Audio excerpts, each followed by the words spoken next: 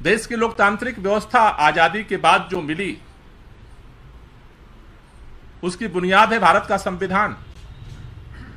और भारत के संविधान के सहयोगी के रूप में उसके जो मूल आधार हैं, उसमें है भारत की संसद, भारत की विधानसभाएं, भारत की चुनाव प्रणाली। और भारतीय संसद, भारतीय चुनाव प्रणाली का मूल आधार है जो लोकतांत्रिक व्यवस्था है कि उसमें सत्ता पक्ष होता है और विपक्ष होता है। सत्ता पक्ष और विपक्ष के बगैर भारतीय लोकतंत्र की परिकल्पना नहीं की जा सकती।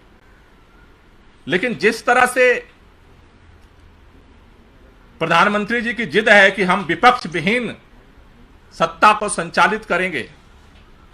मुझे लगता है कि भारत की पूरी लोकतांत्रिक प्रणाली और भारत के संविधान पर यह प्रहार है।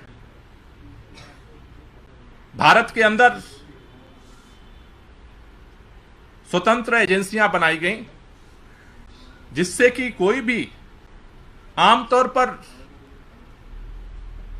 सत्ता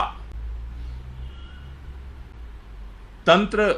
के संचालन के साथ साथ अगर कोई भी जांच की जरूरत पड़े तो स्वतंत्र एजेंसियां इसलिए बनाई गई कि स्वतंत्र रूप से जांच सके, सच्चाई सामने आ सके और न्यायालय अपना स्वतंत्र निर्णय ले सके। लेकिन जिस तरह से एजेंसियों की स्वतंत्रता को खत्म करके अपने मुट्ठी में करने की कोशिश हो रही है, वो भारत के अंदर निष्पक्ष जांच प्रणाली के विश्वास को तोड़ रही है। भारत की न्यायपालिका पर भी जिस तरह से दबाव बनाने की कोशिश हो रही है और जिस तरह के घटनाक्रम अलग अलग जगहों से आ रहे हैं, जिस तरह से चुनाव आयोग को अपने हिसाब से संचालित करने की कोशिश हो रही है, तो ऐसा लगता है कि प्रधानमंत्री जी जिस देश की तरफ बढ़ रहे हैं कि देश के अंदर लोग बेरोजगार घूमते रहें, किसान परेशान रहें, मजदूर परेशान रहें, महंगाई बढ़ती रहे, लेकिन पूरा भारत हमारी मुट्ठी में होना चाहिए।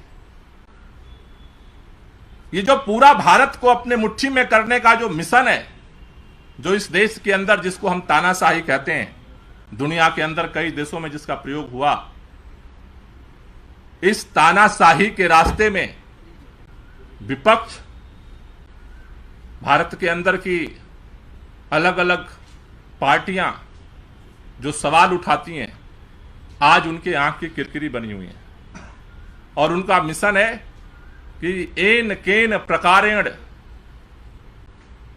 सारे संवैधानिक तंत्र को, लोकतांत्रिक बुनियाद को खत्म किया जाए।